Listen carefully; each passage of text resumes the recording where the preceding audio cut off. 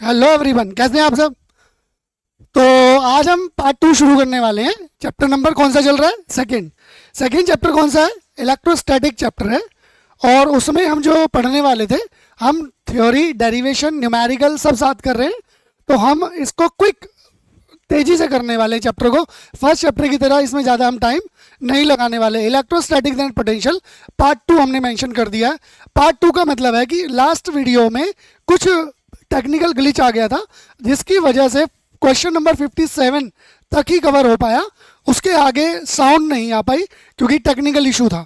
तो वहाँ से हमने इसको दोबारा पार्ट 2 से आगे कंटिन्यू किया है। तो पार्ट 2 में आप देखेंगे कि सारी की सारी जो हम स्टडी करेंगे 57 क्वेश्चन नंबर तक था। हमने लास्ट में क्या क्या कर लिया था, ये वाला पूरा कंटेंट हमने कर लिया था। वीडियो में जाके देखो, बहुत अच्छे से आपको एक्सप्लेन किया गया है। ये पूरा थ्योरी पार्ट है। उसके बाद में हमने आपको कराया था ये वाला पूरा का पूरा डेरिवेशन, यानी कि न्यूमेरिकल कम डेरिवेशन है 56 नंबर। ये आपको हमने पूरा का पूरा कराया है। आप इसको भी जा करके चेकआउट करोगे। उसके बाद में हमने ये वाला क्वेश्चन कराया। इसकी साउंड जो है कुछ पोजीशन तक आ रही थी, बट उसके बाद में इसकी साउंड डिलीट हो गई है, मतलब वो टेक्निकल ग्लिच की वजह से। वैसे ये क्वेश्चन हमने पूरा करा दिया है वहाँ पे। उससे आगे अब हम इस क्लास में शुरू करने वाले हैं 57 से। अब ये क्या कहने वाला है अगले क्वेश्चन में? क्वेश्चन में कहने वाला है कि डू फ्री इलेक्ट्रॉन ट्रेवल्स। समझाया तो उसमें भी गया है, बट आपको साउंड नहीं आएगी। तो अगर आप समझ पाओगे देख करके राजन सर क्या लिख रहे हैं, तो आप क्लियर कर सकते हो। बट अगर आपको प्रॉब्लम आई समझने में, तो वीडियो यहाँ पे आप दोबारा देख सकते हो, इसलिए पूरी बनाई जा रही है। अब आते हैं मुद्दे की बात पे। क्वेश्चन को पढ़ना है। क्वेश्चन क्या कहता है? क्वेश्चन कहता है do free electrons travel to the region of the higher potential lower potential. मतलब क्या इलेक्ट्रॉन जब ट्रेवल करते हैं तो हायर पोटेंशियल से लोअर पोटेंशियल की तरफ ट्रेवल करते हैं। ये थ्योरी पार्ट से भी क्वेश्चन है, लॉ पार्ट से भी क्वेश्चन है, और प्रिंसिपल पार्ट से भी क्वेश्चन है। मतलब तीनों चीजें एक ही बात, एक ही क्वेश्चन में पूछ ली। और आपसे एक प्रूफ मांग रहा है कि भाई आप सबूत दे दो बस हमें। तो वो सबूत है। 2 नंबर का क्वेश्चन है, 2 मार्क में आता है। तो 2 मार्क का क्वेश्चन को लिखने का पैटर्न टॉपर किस तरीके से लिखेगा? We are talking as the point of view of the toppers, not any kind of average student. Average student से ही आप टॉपर बनते हैं। अब आप खुद देखेंगे कि एवरेज स्टूडेंट से टॉपर बनते कैसे हैं। कुछ एक्स्ट्रा कोई कर रहे हैं, वो बस छोटी छोटी बातों को एड ऑन करते जा रहे हैं और टॉपर बन गए। तो आप भी तो टॉपर ही हुए ना, आप भी तो उनसे ज़्यादा मेहनत कर पा रहे हो। वो तो इतना भी नहीं पढ़ पा रहे, बट उन्होंने विजडम को मास्टर किया हुआ है। आप अभी लर्निंग, इंफॉर्मेशन और नॉलेज पर काम कर रहे हो। वो मास्टर कर रखा है उन्होंने विजडम पर। तो वो क्या करेगा? क्वेश्चन पढ़ेगा। पहले नंबर पे हम यही बोलते हैं, एग्जाम्पलर का क्वेश्चन है। बहुत अच्छे क्वेश्चन होते हैं एग्जाम्पलर के। वो क्वेश्चन होते हैं जो किसी भी कंपटीशन के लिए वैलिड माने जाते हैं। एनसीईआरटी का मतलब कभी भी एनसीईआरटी की प्लेन बुक नहीं है। एनसीईआरटी का मतलब एनसीईआरटी की बेसिक बुक की थ्योरी, लॉज, प्रिंसिपल के बाद में एनसीईआरटी एग्जाम्पलर। ये फुल पैकेट आपको एनसीईआरटी कंसीडर करना चाहिए। अगर आप एनसीईआरटी, जो भी टॉपर टीचर आपको बोल रहे हैं बार बार, वो सिर्फ एनसीईआरटी एग्जाम्पलर और या एनसीईआरटी की अकेले की बात नहीं कर रहे। वो आपसे क्या बात करने की कोशिश कर रहे हैं? वो आपसे बात करने की कोशिश कर रहे हैं कि आपने एनसीईआरटी भी कर रखी है और आपने एनसीईआरटी की एग्जाम्पलर भी कर रखी है। Each and every question you can attempt in a single way, that is NCERT exemplar. तो अब उसका क्वेश्चन दे दिया, फटाफट आ जाते हैं। तो हमें क्या कहा गया कि भाई क्या ये ट्रेवल करेगा हायर टू लोअर या लोअर टू हायर, वो प्रूफ देना है। तो हमें क्या करना है? हमें सबसे पहले कॉन्सेप्ट समझना है कि चार्ज कौन सा हो सकता है। नेगेटिव हो सकता है, फिर उसके ऊपर फोर्स क्या हो सकता है, opposite to the electric field होता है फोर्स। फिर उसका मूवमेंट क्या हो सकता है, लोअर टू हायर। कैसे पता चला? थ्योरी से पता चला। कैसे? प्रूव कर देते हैं। ये यहां पर आप स्टैंड करते हो, ये आपका स्टैंडिंग पॉइंट है। इलेक्ट्रिक फील्ड की लाइन हमेशा ऐसे ट्रेवल करेगी। आप देख रहे होंगे ये इलेक्ट्रिक फील्ड लाइन ट्रेवल कर रही है, ये इलेक्ट्रिक फील्ड लाइन ट्रेवल कर रही है। इन इलेक्ट्रिक फील्ड लाइन में आप जीरो पर बैठे हुए हो, यानी कि लोअर हो। अब आपकी ट्रेवलिंग, यानी कि चार्ज की ट्रेवलिंग किस तरीके से, किस पॉइंट पर होगी? इधर की तरफ होगी या इधर की तरफ होगी? ये लोअर पर हो, यहाँ पर भी आप लोअर पर हो, ये पोटेंशियल, तो ये जो वैल्यू हो गई लोअर पोटेंशियल से हायर पोटेंशियल की तरफ मूव करेगा। क्यों? Free electron experiences electrostatic force. क्यों का जवाब है ये। क्यों?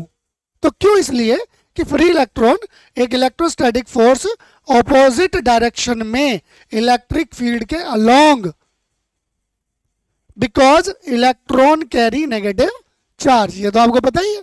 तो जब इलेक्ट्रॉन नेगेटिव चार्ज कैरी करता है तो free electron electrostatic opposite direction में फील करता है और उस पर ही वो वर्क करता है। That's the reason free electron travels from lower to higher. अगर कोई मीडियम आप ले रहे हैं उसमें डिपेंड करेगा कि मीडियम टू लोअर हो सकता है, आपने क्योंकि मीडियम ले लिया, हो सकता है जिस मीडियम में चार्ज पहले से हो वो वीक एरिया हो और आपने जो मीडियम लिया है वो हायर मीडियम हो, चार्ज हायर की तरफ यानी कि पॉजिट्रॉन की तरफ। पॉजिट्रॉन तो स्टेबल है, उसके पास पोटेंशियल एनर्जी है, उसके पास तो अपना एनर्जी लेवल है। इलेक्ट्रॉन के पास तो एनर्जी लेवल नहीं है ना। जाएगा कौन? हम पहले भी क्लासेस में बता चुके हैं, हमेशा अमीर बंदे के पास गरीब बंदा जाएगा, ये नेचर है। कभी भी अमीर आदमी पैसे की सपोर्ट के लिए किसी गरीब आदमी के पास नहीं जा पाएगा क्योंकि उसके पास ऑलरेडी पहले से ही हायर पोटेंशियल है। जाएगा कौन? जो लोअर पोटेंशियल वाला है, नेगेटिव चार्ज, जिसकी वैल्यू डाउन है, तो वो जाएगा। तो समझ में आ गया होगा। अब आते हैं अगले न्यूमेरिकल पर। अगला न्यूमेरिकल और भी इजी है। कहता है कि क्या एक पोटेंशियल फंक्शन मैक्सिमम या मिनिमम, सेम वही चीज को दोबारा दूसरे तरीके से पूछ लिया। सेम उसमें भी हमने क्या कहा था कि भाई फ्री अगर है तो लोअर टू मैक्सिमम जाएगा। इसी तरीके से यहां पर तो उसने फ्री और वो छोड़ा ही नहीं, कह रहा can the potential function have a maximum और मिनिमम इन फ्री स्पेस। क्या कंडीशन रहेगी उसकी? तो ये कंडीशन के लिए उसने 3 पॉइंट लिए। कहता है कि अगर पोटेंशियल फ्री स्पेस में हो, फ्री में हो तो आउटर साइड में, क्योंकि यहाँ पॉजिट्रॉन है तो ये आउटर साइड में जाएगा, रिपल्जन क्रिएट करेगा।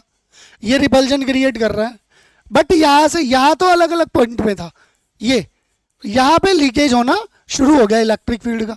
लीकेज हुआ तो एक उसने अपना सरफेस एरिया बना दिया, ये सरफेस एरिया कम होता चला जाएगा। और कब तक कम होगा? जब तक उसकी वैल्यू इन्फिनिटी। दूसरे पॉइंट से समझ लेते हैं, अगर आपको ऐसे नहीं आया, यहां चलना शुरू किया और इसकी एनर्जी लेवल कम होती चली जाएगी, एनर्जी लेवल कम होती चली जाएगी। ये उतनी तेजी से, उतने पोटेंशियल से एक्सपेंड नहीं करेगा जिस पोटेंशियल से इसको यहाँ पर एनर्जी सोर्स के पास से करेगा। सेम यही क्वेश्चन है, can the potential function have a maximum और minimum in free space. Free space में क्या रहेगा? तो हम क्या बताने की कोशिश करें? फील्ड लाइन हमने वो कर ली। फ्री स्पेस में कंसीडर हो रहा है, देखिए यहाँ पर V1 बड़ा है, V2 बड़ा है, V3 बड़ा है, V4 बड़ा है, बट इन्फिनिटी पे आ गए तो लोवेस्ट में आते चले जाएंगे। तो यही कह रहा है कोई भी स्टेबल मैक्सिमम पॉइंट नहीं है, कोई भी स्टेबल मिनिमम पॉइंट इसका नहीं हो सकता, क्योंकि ये जब आप फ्रिंग्स पढ़ेंगे वेव के अंदर, वेव ऑप्टिक्स में, वहां पर ये चीज बताई जाएगी। ये सोर्स होता है लाइट का ट्रेवल करने का या चार्ज का, यहां तक ये अपनी एनर्जी लेकर के जाता है। तो ये 2 पार्ट में कन्वर्ट हो जाती है, एक इनर और एक आउटर। यहां जैसे ये इनर हुआ तो यहाँ एनर्जी लेस थी, बट जैसे ही आउटर में आए इसके पास इतनी ही एनर्जी फिर जनरेट हो जाती है और ये मूव करना शुरू करेगा। ये फिर उसी पोजीशन पे आ गया। ये इनर अब की बार फिर वीक हो गया और ये आउटर, जो आउटर लेयर है, ये फिर टॉप पे हो गई और इसी एनर्जी सोर्स से ये फिर मूव करेगा और उसी लेवल से मूव करेगा। सेम रिपीटेशन बार बार आता रहेगा। यही बात हमने यहाँ पर लिखने की कोशिश की है, हमने यही लिखा है यहाँ पर। हम आपके सामने स्लाइड क्यों बना करके ला रहे हैं, हम आपको यहाँ पे क्यों लिख करके क्यों नहीं दिखा रहे, उसके पीछे लॉजिक यही है कि आपको लिखना क्या है वो आपको पता चले, इसलिए ये स्लाइड्स बनी हुई हैं। नहीं तो जैसे और टीचर पढ़ा रहे हैं बोर्ड पे, हमें भी उस तरीके से पढ़ाना आता है, बट हम मेहनत कर रहे हैं आपके लिए कि आपको क्या लिखना है और कितना। आपके पास अगर ये चीज होंगी तो आपको फटाफट रिवीजन करने में टाइम नहीं लगेगा। आपको पता है क्या लिखना है क्या नहीं लिखना।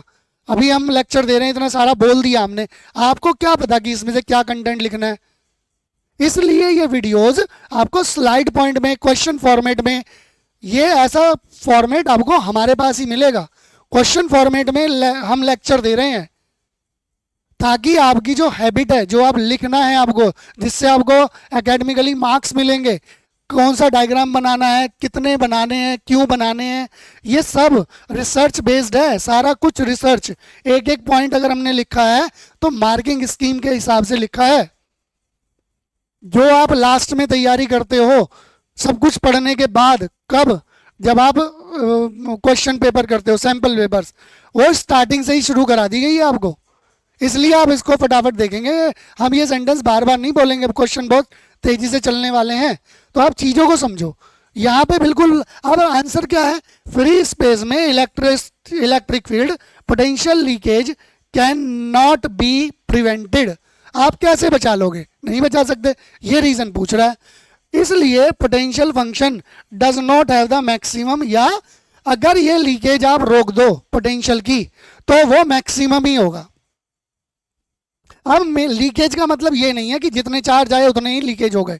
लीकेज का मतलब ये है कि कुछ चार्ज लीक हो सकते हैं, जरूरी नहीं है कि सारे के सारे ही होंगे। चार्ज की अपनी एक नेचर होती है। इलेक्ट्रोस्टैटिक में उसे जाकर के क्या होना है, स्टोर्ड ही होना है, क्योंकि उसके ऊपर चारों तरफ से फोर्स लग रहा है।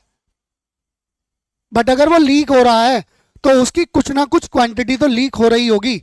उस पॉइंट को समझाने की यहाँ पर कोशिश की गई है, और यही क्वेश्चन में आपसे पूछा गया है कि क्या वो मिनिमम होगा या मैक्सिमम होगा। अगले पॉइंट पे आए, अगले क्वेश्चन पे, उसी क्वेश्चन को आगे बढ़ाया जा रहा है। चेंज चल रही है क्वेश्चन की भी। 56 में जो चीज बताई गई थी, क्वेश्चन नंबर 57 में कुछ बताया गया, 58 में कुछ बताया गया, 59 में कुछ बताया गया। अब उसका और एक्सपेंशन कर दिया, क्वेश्चन का लेवल बढ़ाते जा रहे हैं। अभी जो आपको हम सिंपल से एवरेज पे एडवांस पर लेके जाएंगे, तो ये अभी हम एवरेज क्वेश्चंस पे आ चुके हैं। क्वेश्चन कहता है कि can there be a potential difference between two adjacent conductor carrying the same charges. पहले एडजेसेंट को समझेंगे। ये एडजेसेंट है। एडजेसेंट मतलब किसी भी साइड के साथ में बराबर वाली साइड को एडजेसेंट साइड कहते हैं, बराबर वाली साइड को। जैसे सामने सामने पड़ोसी, तो पड़ोसी पहले पड़ोसी का एडजेसेंट होता है। ये क्वेश्चन कहता है कि क्या can there be a potential difference, क्या पोटेंशियल डिफरेंस दो चार्जेस, दो एडजेसेंट कंडक्टर का करंट कैरिंग में सेम हो सकता है। ये क्वेश्चन है। क्वेश्चन समझ में नहीं आए जब तक आप क्वेश्चन को रीड करो। जब आपको क्वेश्चन समझ में आ जाए, देखो एग्जाम्पलर का क्वेश्चन है, बहुत बढ़िया क्वेश्चन है और बोर्ड में आया हुआ है। टॉपिक बहुत इजी है कि पोटेंशियल कितनी एबिलिटी है, कितना चार्ज को वो कैरी कर सकता है। तो हमें क्या करना है, हमें करना है इसका कि भाई क्या कहने की कोशिश कर रहा है, क्या पोटेंशियल डिफरेंस दो चार्ज को सेम प्रोवाइड कर सकता है एक पॉइंट पे। वो कहता है बिल्कुल कर सकता है। अब रीजन दिया गया, थ्योरी कहता है कि there can be potential difference between two adjacent conductors carrying the same charge. यहां से कॉपी मारा है, सेम ये वाला, यहां तक कुछ भी नहीं किया अभी तक आपने। अब एक लाइन आपने लिखनी है, because size of the conductors may be different and hence their capacities may be different. इस वजह से same charges never be equal to same potential. Reason समझ में आया? ये लॉ है, कहता है कि साइज ऑफ द कंडक्टर तो अलग हो सकता है एंड कैपेसिटी में बी डिफरेंट। जो जरूरी नहीं है कि छोटा बम है तो बड़ा धमाका नहीं करेगा। छोटा बम बड़ा धमाका ये फेमस है हमारे यहाँ पर। तो ये वही है, ये जो छोटा वाला है ये बड़े वाले के बराबर पोटेंशियल रखता है, इसलिए चार्ज भी सेम है। बट जरूरी नहीं है कि पोटेंशियल भी सेम हो जाए छोटे वाले में बड़े वाले में। तो हमें क्वेश्चन का पता चल गया। अब हमें सबूत चाहिए। ये सबूत हो गया, हमने इमेज बना के दिखा दी कि भैया आप समझ लो, और फिर हमने उसका प्रिंसिपल दे दिया। चार चीजें लिख दी, और क्या चाहिए? थ्योरी लिख दी, लॉ लिख दिया, प्रिंसिपल लिख दिया, डेरिवेशन लिख दिया, और क्या बच्चे की जान लोगे? रिजल्ट आ गया, ये रहा रिजल्ट। क्या आ गया? पोटेंशियल डिफरेंस एग्जिस्ट करेगा, रेडियस में डिफरेंट और सेम चार्ज रहेगा। ये की पॉइंट्स हो गए। की कॉन्सेप्ट पे ही काम करना है आपने, लिख दिया आपने V1 never equal to V2। क्यों? उसका रीजन आपने दे, सबूत दे दिया ना मैथमेटिकली, एविडेंस, गवाह, प्रूफ कि सर रेजिस्टेंस ही बराबर नहीं होंगे ना, चार्ज से क्या हो जाएगा? रेजिस्टेंस बराबर कर दो, पोटेंशियल बराबर हो जाएगा। रेजिस्टेंस अलग अलग कर दोगे तो कैसे? रोकने वाले दरबारी ज्यादा लगा दोगे तो कौन अंदर आ पाएगा? तो ये वही चीज है, potential difference exist. Next question, बहुत ही प्यारा। अब थोड़ा सा और एक्सप्लेन कर दिया, कहता है अब दो पे तो आपने कर दिया, बट अब की बार एडजेसेंट नहीं है, अब उनको अलग अलग कर दो। अलग अलग कर दो तो कुछ फर्क पड़ेगा, देखते हैं क्या फर्क पड़ता है।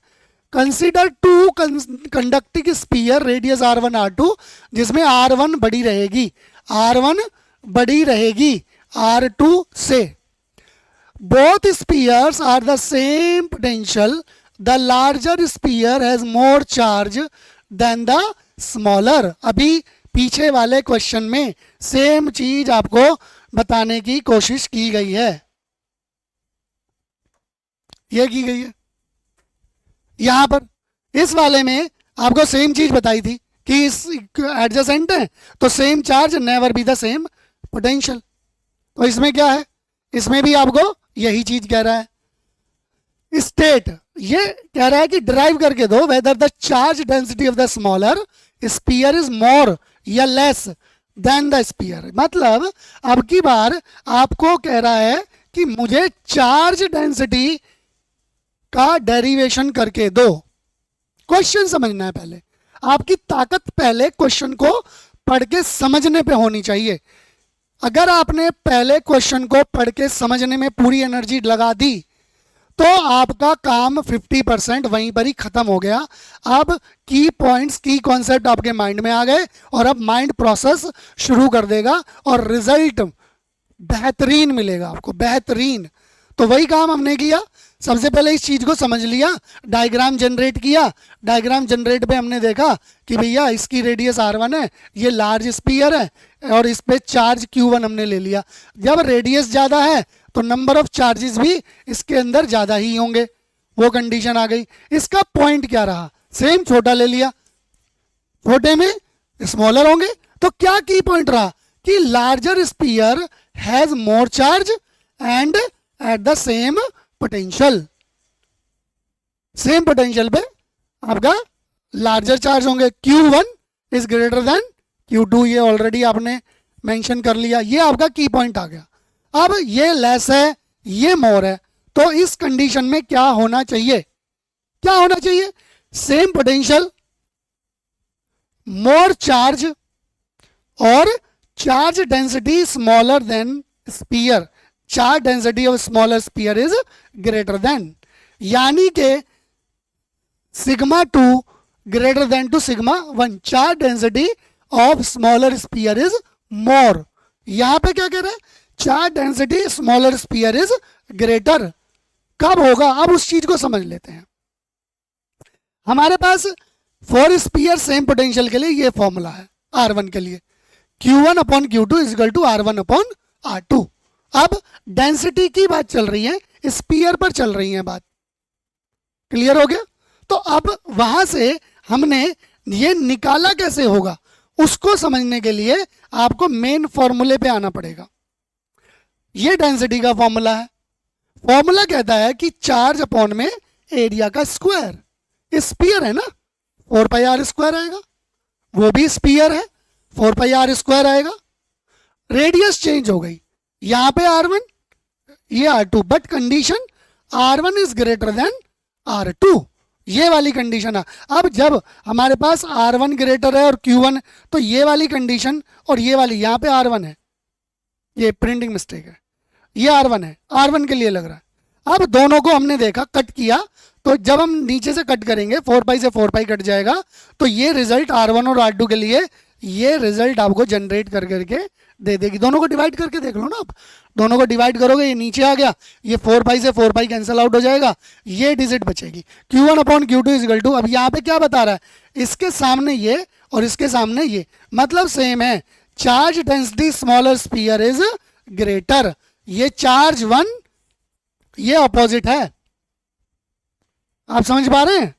तो ऑपोजिट रिलेशन आएगा, यानी कि अगर चार्ज डेंसिटी Q2 की आप ले रहे हैं यहां पर, तो आपको सिग्मा 2 सिग्मा 1 सिग्मा 2 ग्रेटर रहेगा, यानी कि चार्ज डेंसिटी ग्रेटर रहेगी। अब आते हैं नेक्स्ट क्वेश्चन पे। नेक्स्ट क्वेश्चन क्या कहता है कि for any charge configuration equipotential surface through a point is normal to the electric field, prove, सबूत दे दो। क्वेश्चन समझ में ना आया हो दोबारा पढ़ो। कहाँ आया हुआ है? कंसेप्चुअल क्वेश्चन है, पूरा का पूरा कॉन्सेप्चुअल क्वेश्चन पे बेस्ड ही है फिजिक्स। तो क्या लॉ कह रहा है? लॉ कहता है कि कोई भी पॉइंट चार्ज का हम कन्फिग्रेशन दे देते हैं, इक्वी पोटेंशियल सरफेस है किसी भी, through a normal point is a normal, through a point is normal to electric field, electric field की फील्ड लाइन पर कोई भी पॉइंट नॉर्मल कंडीशन में आ जाता है। तो इलेक्ट्रिक फील्ड लाइन कहां पर मेंशन हो रही है? ये इलेक्ट्रिक फील्ड लाइन है। इन पर कहीं पर भी, जहां पर भी होगा, ये सब क्या है? परपेंडिकुलर है। ये सब क्या है? परपेंडिकुलर है। और ये जो पूरा मिलकर के बना, ये क्या बना? इक्विपोटेंशियल सरफेस एरिया बना, ये जो बना है। अब क्या बताने की कोशिश कर रहा है? हमें यह पता होना चाहिए कि इक्विपोटेंशियल है क्या चीज। इक्विपोटेंशियल सरफेस में पोटेंशियल रिमेन कांस्टेंट होता है। दूसरा, वर्क डन 0 होता है। तीसरा, electric field is normal to the equipotential surface होता है। ये 3 चीजें हमें पता चली। किस कंडीशन में पता चली? जब पता चली कि जब इलेक्ट्रिक फील्ड परपेंडिकुलर है इक्विपोटेंशियल सरफेस के। बस इतना सा ध्यान रखना था, ये जो परपेंडिकुलर, ये जो 90 डिग्री, ये जो 90 डिग्री किस पर बन रहा है? ये बन रहा है हमारे किस पर? इक्विपोटेंशियल सरफेस पर। ये रहा। तो इलेक्ट्रिक फील्ड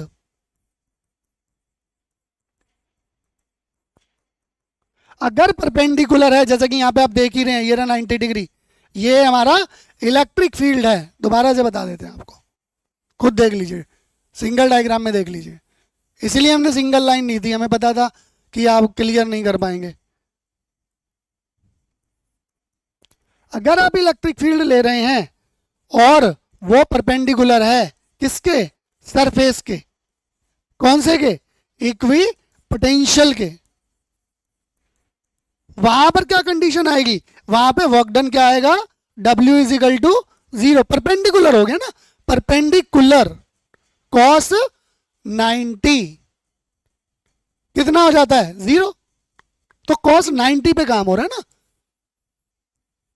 परपेंडिकुलर 0। जब आप किसी की भी 0 से मल्टीप्लाई करेंगे तो रिजल्ट 0, वर्क डन 0 आएगा।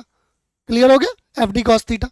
अब रिजल्ट क्या लिखना है? क्वेश्चन था तो रिजल्ट है इफ द इलेक्ट्रिक फील्ड, ये थ्योरी कम डेरिवेशन है इसलिए आपको समझना है, कॉन्सेप्चुअल क्वेश्चन है तो इसमें कॉन्सेप्ट क्लियर करने पड़ेंगे, लॉज, प्रिंसिपल और थ्योरी के बेस पर। डेरिवेशन पॉइंट ऑफ व्यू तक पहुंचने की जरूरत सिर्फ W इज इक्वल टू 0 या U इज इक्वल टू 0, बस ये आंसर लिखना है। U इज इक्वल टू 0 या W इज इक्वल टू 0, ये हो गया मैथमेटिकली। अब इसको थ्योरी में लिखना है। If the electric field were not normal equipotential surface it would have a component along with the surface. पहला पॉइंट आप देख रहे होंगे, सरफेस, कंपोनेंट, सरफेस। फिर to move charge against this component work would be required. काम होगा, यहां से यहां तक चार्ज जा रहा है तो वर्क करेगा अपने अपने पोजीशनिंग के हिसाब से।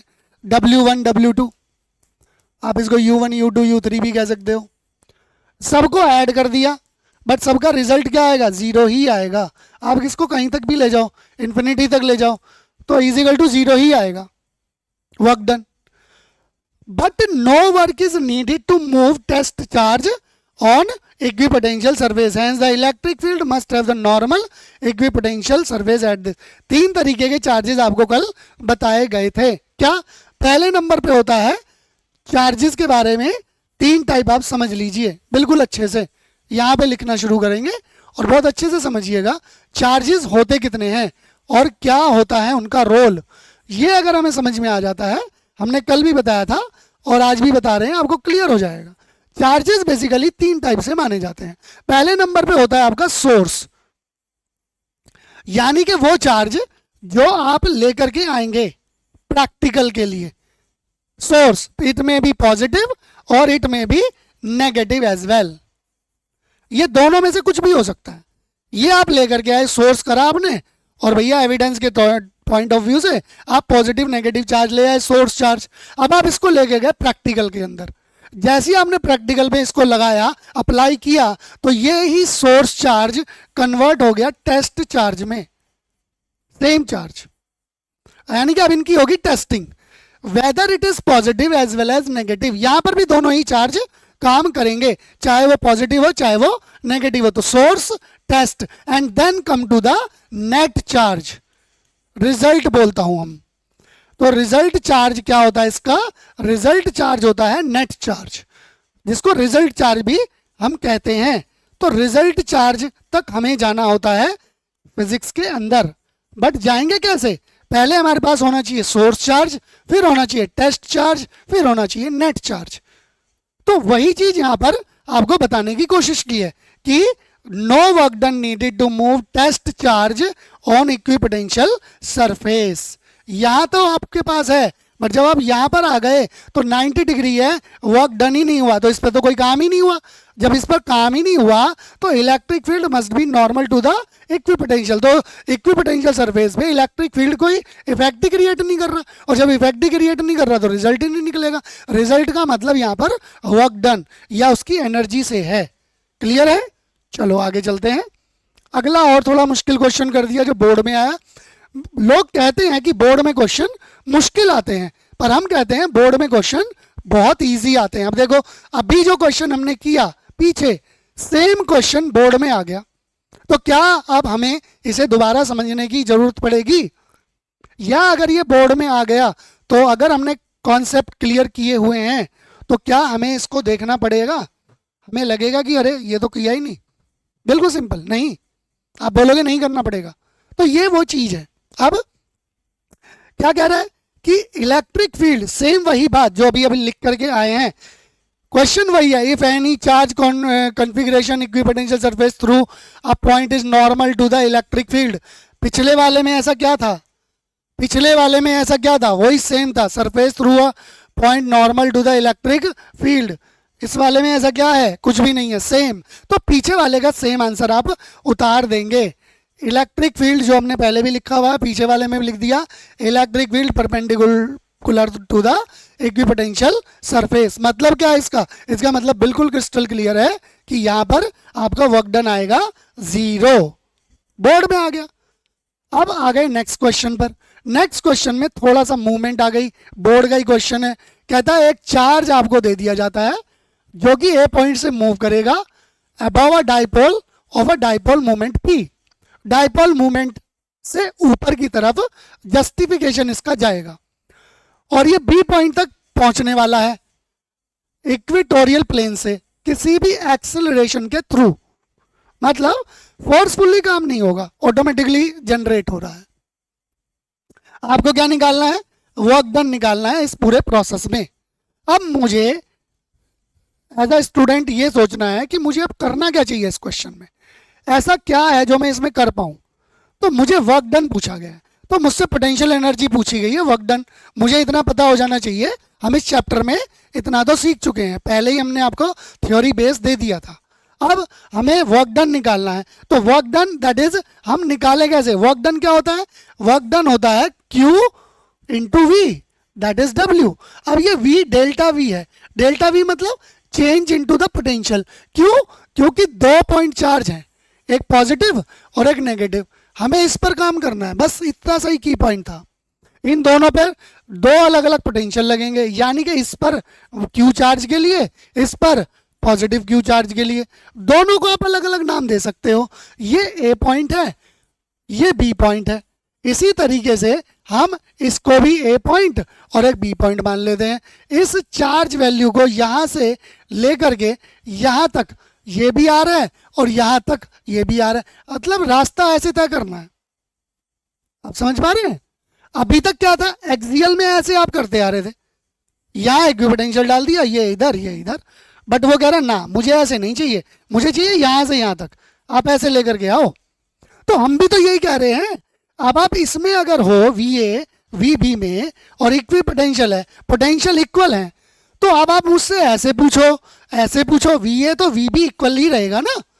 ए पॉइंट पे पोटेंशियल बी पॉइंट के पोटेंशियल के इक्वल रहेगा, इक्वी पोटेंशियल आप मुझे बोल रहे हो। तो हमने तो भाई की कॉन्सेप्ट ऐसे ही पढ़े हुए हैं, तो हमने वही चीज़ लगा दी। अब आप चाहे मुझे लेफ्ट टू राइट लेके चलो, चाहे आप मुझे अप टू डाउन लेके चलो, तो मैं तो वही पोजीशन लूंगा। ये मेरा बेशक बिलो टू डाइपोल हो। अब मैं क्या काम करूंगा, डाइपोल मोमेंट निकाल दूंगा। फॉर्मूला क्या होता है, P is equal to q into two a. अब ये एक्स एक्सिस के अलॉन्ग यानी कि एक्सियल में चल रहा है, तो एक नेगेटिव और पॉजिटिव की तरफ चल रहा है। ये मेन हमारे पास की पॉइंट है कि पोटेंशियल ए और बी इक्वल होना चाहिए। Work done V B minus V A, ज़्यादा वाले में से कम वाला, लास्ट में जो आएगा उसमें से। तो ये अब ये जो रिजल्ट है, क्योंकि मूवमेंट ही नहीं कर रहा, वी बी को वी ए लिख देते हैं हम, क्योंकि हम यहाँ पहले से मेंशन कर चुके हैं, और ये वी ए ऑलरेडी है, तो वी ए से तो वी ए कैंसिल आउट यानी कि जीरो हो गया। तो हमारा वर्क डन भी कितना आ जाएगा, जीरो।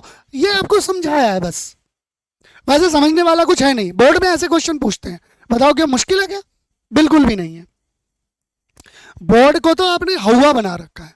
बोर्ड में हर तरीके के क्वेश्चन पूछे जाते हैं, बेसिक टू एडवांस।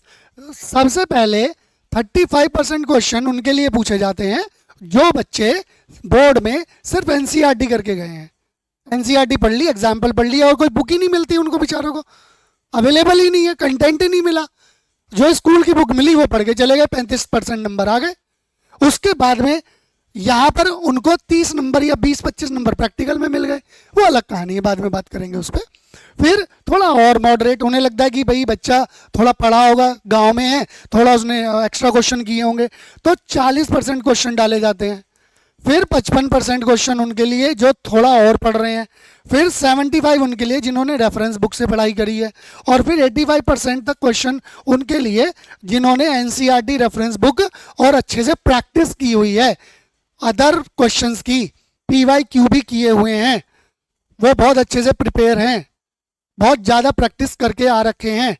उनकी लर्निंग, उसकी जो इंफॉर्मेशन और उसकी जो नॉलेज है वो हाई है, 85%। अब टॉप कौन करेगा, यानी कि 15% कौन बचा? वो बचे टॉपर जिनके पास विजडम है, जिनको उन क्वेश्चंस के आंसर भी पता है, जो इन टॉपर्स, जो इन 85% वालों को भी पता ही नहीं है, ये वहां तक पहुंच ही नहीं पाते बेचारे गरीब। यहां विजडम काम करती है, यहां पे टॉपर निकलता है। 15% पे टॉपर निकलता है, सिर्फ 15% पे। क्यों? क्योंकि ये विजडम पर काम करते हैं। ये उन क्वेश्चन का आंसर निकाल देते हैं जिन क्वेश्चन के आंसर्स टीचर्स भी नहीं जानते। टीचर्स को भी अप्लाई करने में हो सकता है दिक्कत है, और हो सकता है 99% केस में टीचर भी सॉल्व ना कर पाए, ये विजडम वाले कर देंगे। ये वही 15% टॉपर हैं जो उस पैटर्न को क्रैक कर देंगे। तो आपको टॉपर बनना है, आपको अपनी विजडम पे काम करना है। टॉपर बनना है तो विजडम पे। विजडम वही बच्चे के अंदर होती है जो क्वेश्चन टीचर से ना निकले, उनके गुरु से ना निकले। वो स्टूडेंट अगर क्वेश्चन कर पा रहा है तो वो विजडम को अचीव कर चुका है with the help of main 4 things: information, learning, knowledge and then wisdom. Return practice की हेल्प से 4 चीज हमने बोली ना, तो वो रिटर्न प्रैक्टिस की हेल्प से विजडम तभी आती है। विदाउट रिटर्न प्रैक्टिस विजडम आ ही नहीं सकती। ये सब बकवास हैं, कहने वाली बातें हैं। अब आते हैं हम अगले क्वेश्चन पे। चीजें आपको समझ में आ गई होंगी। यहां पे क्या बताने की कोशिश कर रहा है कि आपको एक कॉन्सेप्ट दे दिया और उस कॉन्सेप्ट पे आपको करना है। अगला क्वेश्चन क्या है? अगला क्वेश्चन है,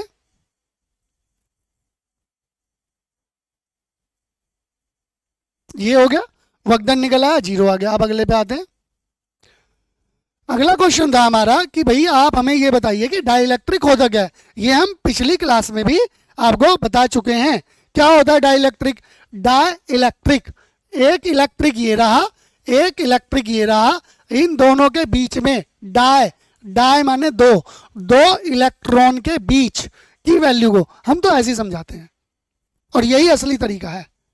यानी कि दो इलेक्ट्रॉन के बीच के इंड्यूस्ड पैटर्न को, इंड्यूस्ड जो चार्ज होगा, whether it may be positive as well as negative, तो उन कंडीशंस को हम क्या कहते हैं? इंड्यूस्ड।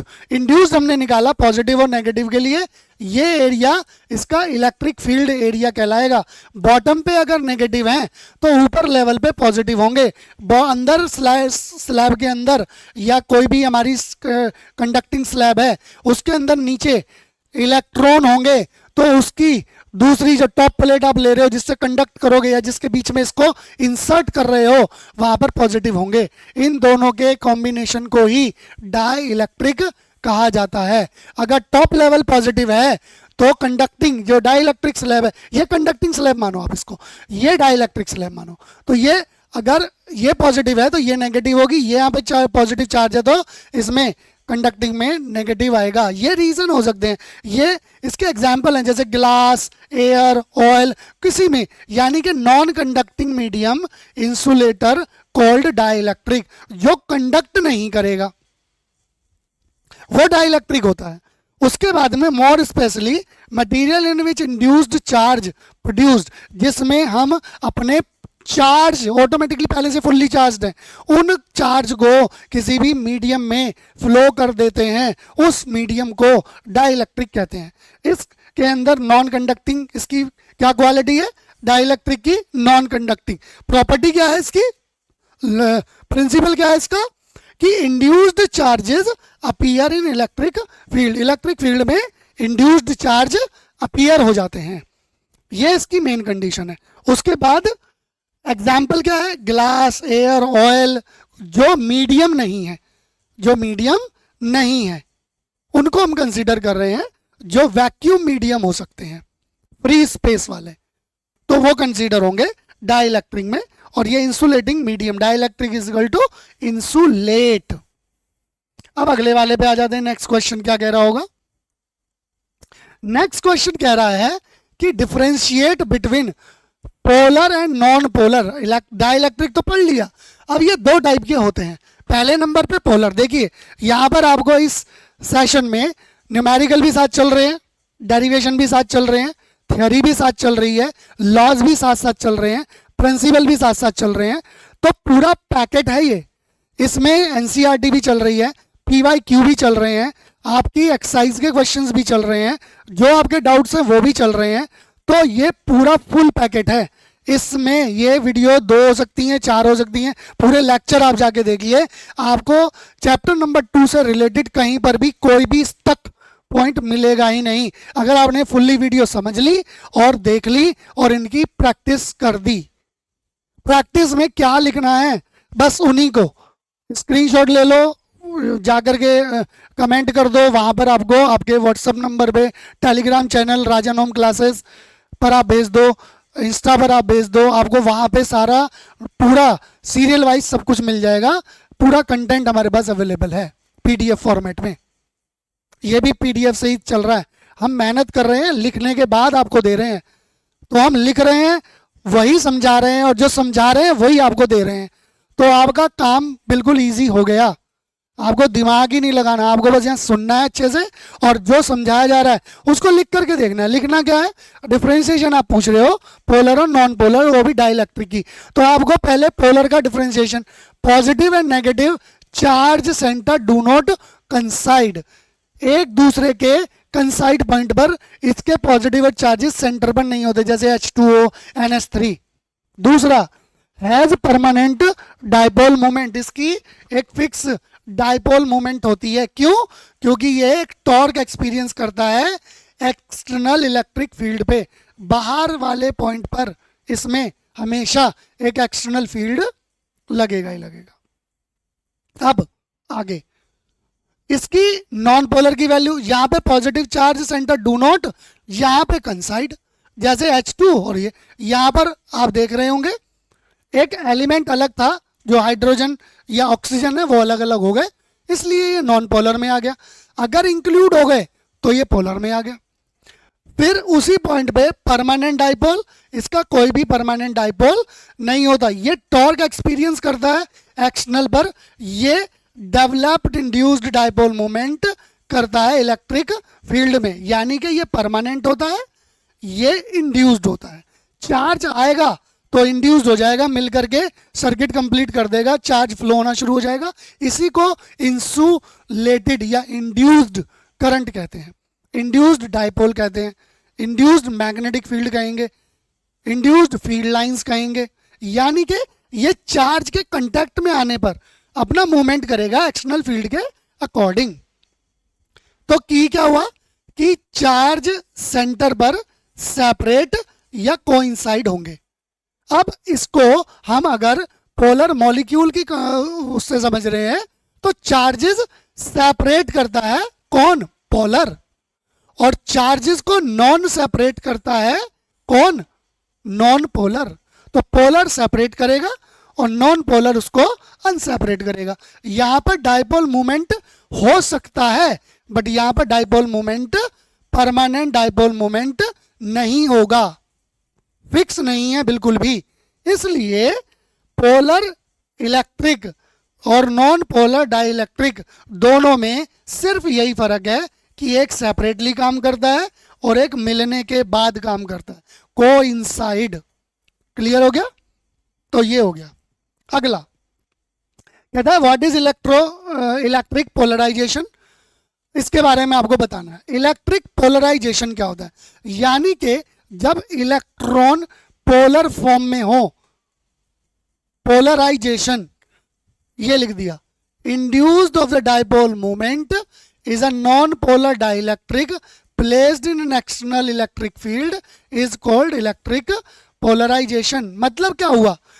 इंड्यूस्ड जो आपने चार्ज फिट किए वो डाइपोल मूवमेंट पर in a non polar dielectric placed करते हैं in an external electric field.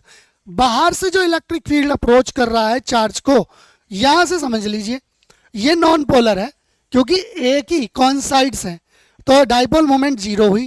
थोड़ा सा स्पेस बढ़ रहा है तो दूर हो रहे हैं, सेपरेट चार्ज हो गए, सेपरेशन ऑफ चार्जेस। अब और बढ़ गया, यानी कि अब जब इन पे डाइपोल मोमेंट क्रिएट ही ना हो, असर ही ना हो, जीरो ना हो डाइपोल मोमेंट का, तो वो क्या हो गए? वो इंड्यूस्ड हो गए। अब इनकी अपनी अलग वैल्यू, इनकी अपनी अलग वैल्यू, चार्ज्ड हो गए। That is electric. अब इनको पोलराइज कर देना, यानी कि पोलराइजेशन मतलब इंड्यूस्ड डाइपोल मूवमेंट, वो मूवमेंट जो आपने इंजेक्ट करी और वो एक्टिव कर देती है किसी दूसरे चार्ज को, that is known as a polarisation. अगला क्वेश्चन आ जाता है why does the capacitance of parallel plate capacitor decreases या इंक्रीजेस सेपरेशन। जैसे जैसे आप प्लेट में ये वाला गैप बढ़ाते चले जाओ तो क्या कुछ फर्क पड़ेगा, ये क्वेश्चन है। क्योंकि कैपेसिटेंस की बात चल रही है, चार्ज इज एट रेस्ट, नजदीक है तो क्या और दूर हो गया तो क्या, ये फर्क है। उस फर्क को कैसे आप जस्टिफाई करोगे, क्या कहने की कोशिश कर रहे हो? हमेशा एक बात ध्यान रखो, कैपेसिटेंस की वैल्यू उसके पर्टिकुलर जो स्लैब एरिया है उस पर और उसकी प्लेट की जो थिकनेस है उस पर डिपेंड करेगी। जितना ज़्यादा एरिया और जितनी ज़्यादा मोटी प्लेट, उतना ही कैपेसिटेंस की वैल्यू कम होती चली जाएगी। एग्जाम्पल से समझते हैं कि मान लो एरिया 10 मीटर स्क्वायर है और प्लेट 1 मीटर की है, तो आपका रिजल्ट आएगा कैपेसिटेंस का वो 10 आएगा, क्योंकि 10 अपॉन में डी, डी मतलब 1।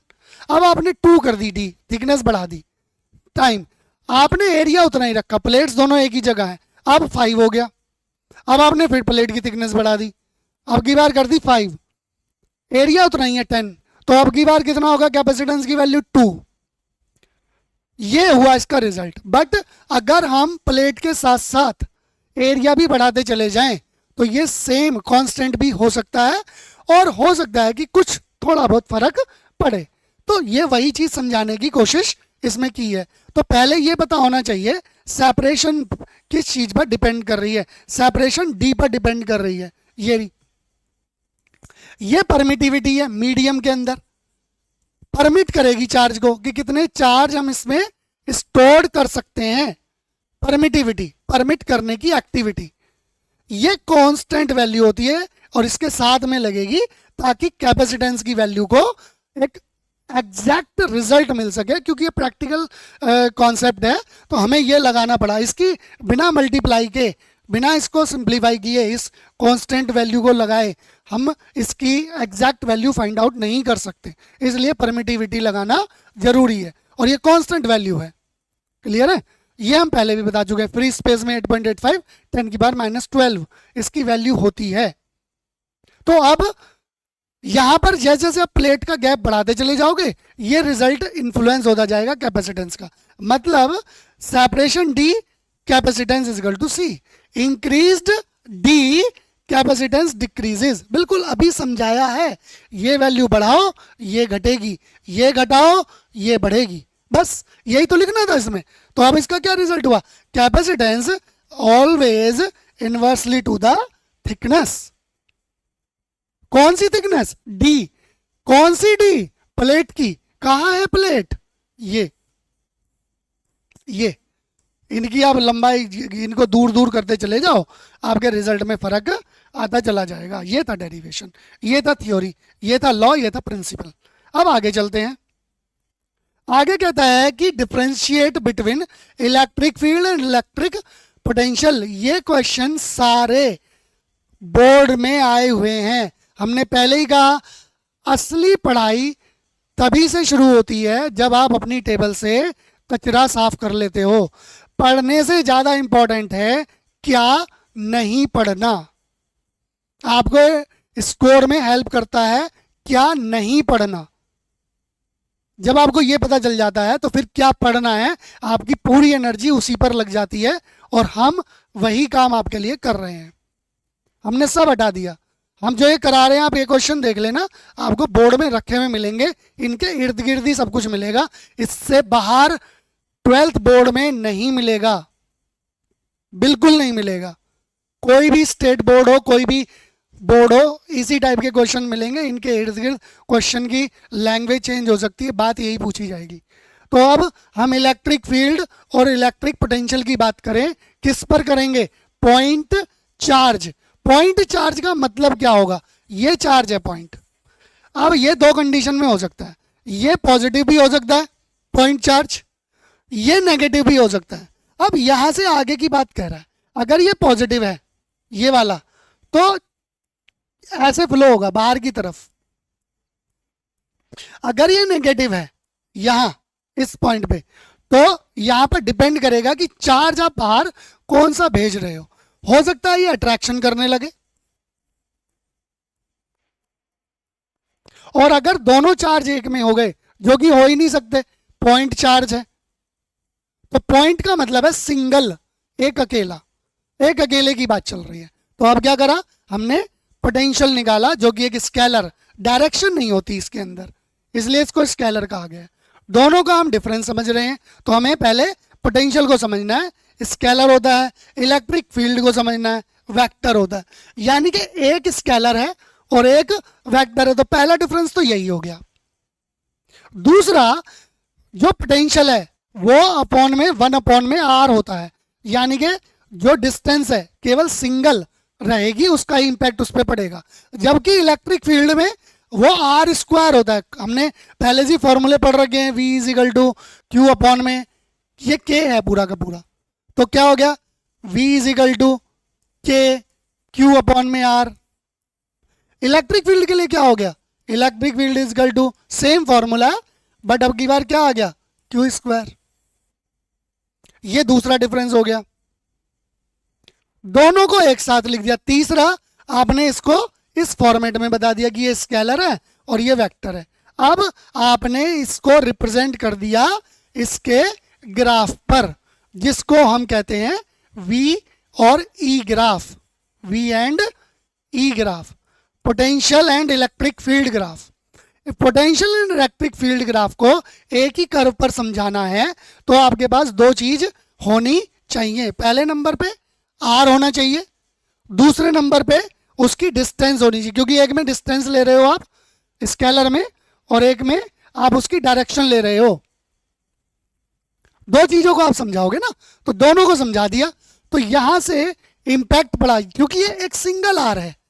मान लिया 1 है तो यहाँ पे 1/1 तो 1 आया, फिर आधा किया तो 2 1 पर 0.5 आया, इस तरीके से 4 किया तो 0.25 आया। हम यहाँ पर आर की वैल्यू को डिक्रीज करते जा रहे हैं। 1 से किया, फिर हमने 2 से किया, फिर हमने 4 से किया, इस तरीके से ये रिजल्ट हमारे पास निकले। 1 1/2 0.25 0.5। बट इलेक्ट्रिक फील्ड में तो स्क्वायर है ना जी, 1 का स्क्वायर किया तो चलो समझ में आया, दोनों रिजल्ट एक निकले, तो दोनों रिजल्ट को हमने एक पॉइंट पे मेंशन कर दिया। ठीक है जी। अब यहां पर अगर हम यहां पर हम क्या रख रहे थे, 2 रख दे, 2 रखने से 1.2 0.5 आ रहा था इसका, बट इसका तो कितना हो जाएगा, 2 2 जा 4 0.25 पहली बार में 0.25। यानी कि ये वाला जो पोटेंशियल को शो कर रहा है ये थोड़ा ऊपर रहेगा और इलेक्ट्रिक फील्ड का कर्व ये डाउनवर्ड में आ जाएगा, और यही रिलेशन इनके डिफरेंस को शो कर रहा है। बिल्कुल इजी। आपको बिल्कुल बुद्धू बच्चे की तरह नहीं पढ़ना है, स्मार्ट हो आप, स्मार्ट बच्चे की तरह पढ़ना है कि क्या समझाना चाह रहे हैं और क्यों समझाना चाह रहे हैं। हम यहां पर बिना लॉ, थ्योरी, प्रिंसिपल,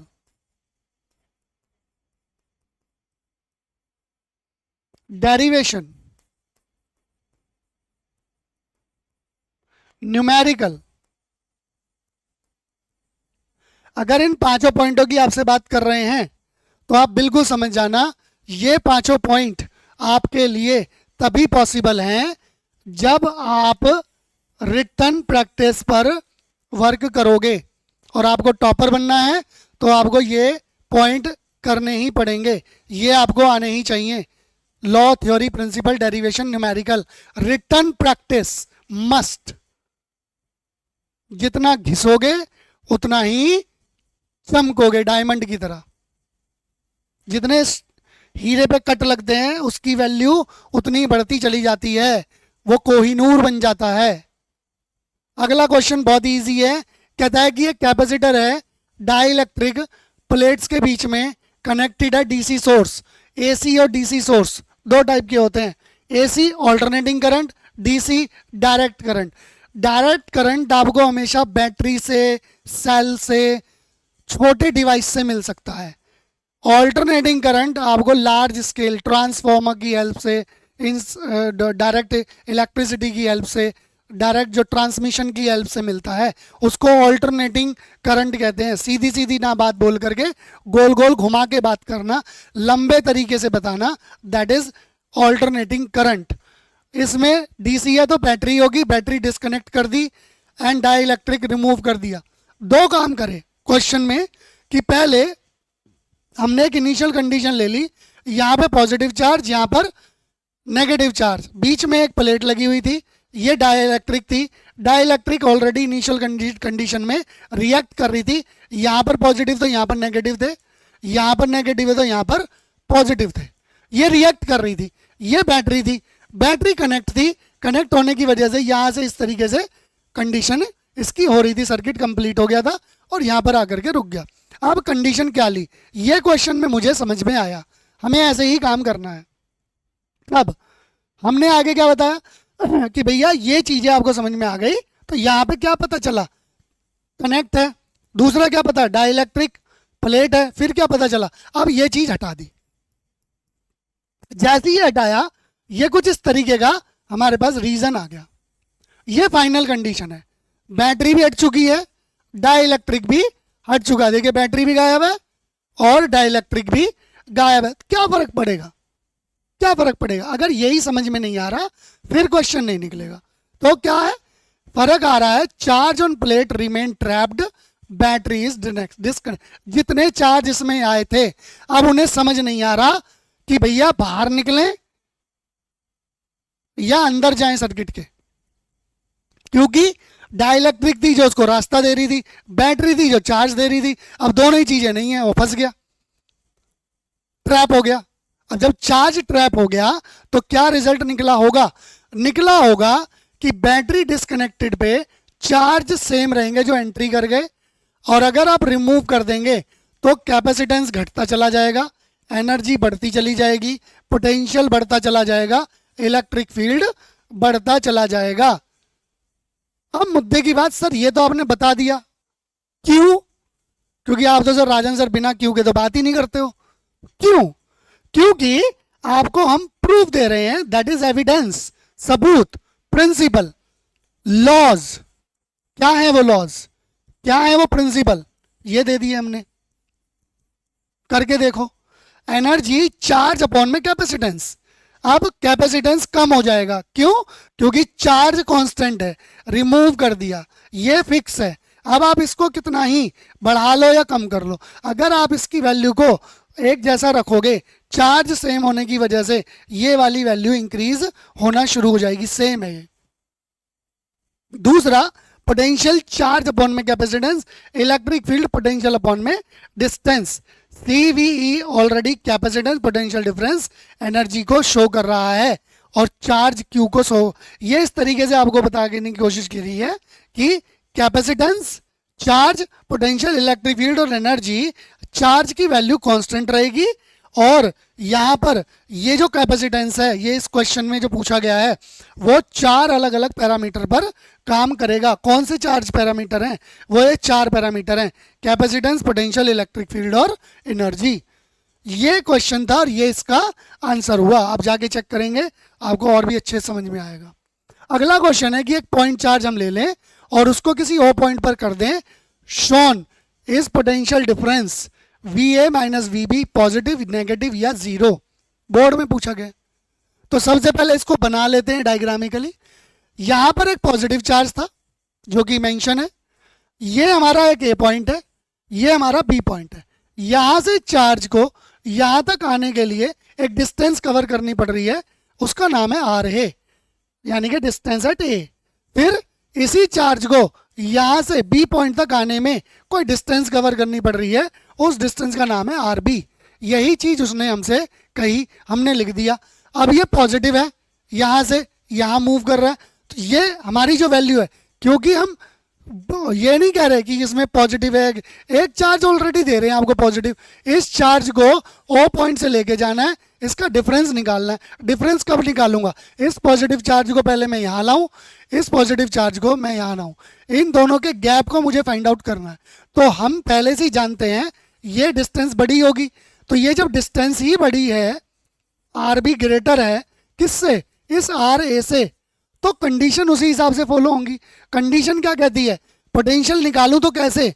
1/R इसका फॉर्मूला होता है, ये वाली बड़ी है यानी कि ये वाली बड़ी है। जब ये वाली बड़ी हो जाएगी तो पोटेंशियल क्या हो जाएगा?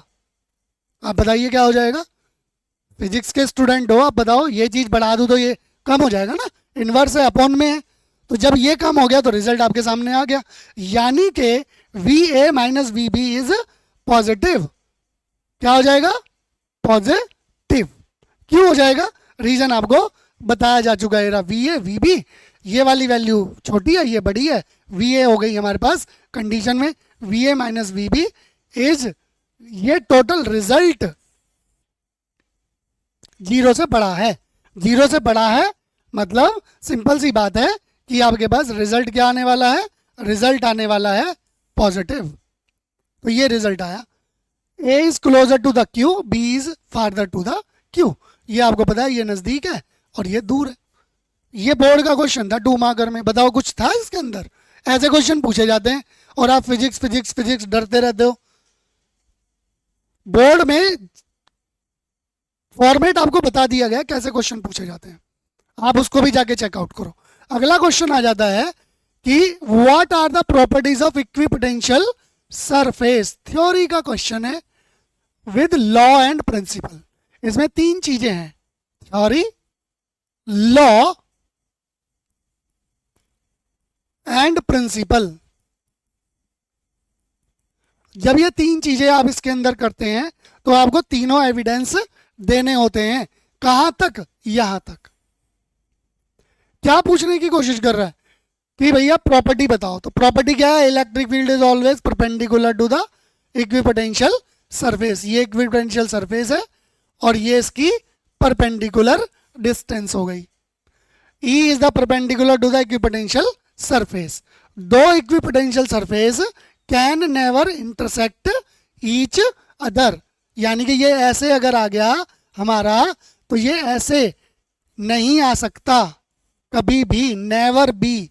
आप देख रहे होंगे यहाँ पे हमने स्मॉल डॉट डॉट लिए और ये डार्क लिए, तो हम यही प्रूव करने की कोशिश कर रहे हैं कि अगर हमने ऐसे सरफेस ले लिया है ये वाला इक्विपोटेंशियल, तो ये ऐसे नहीं आएगा।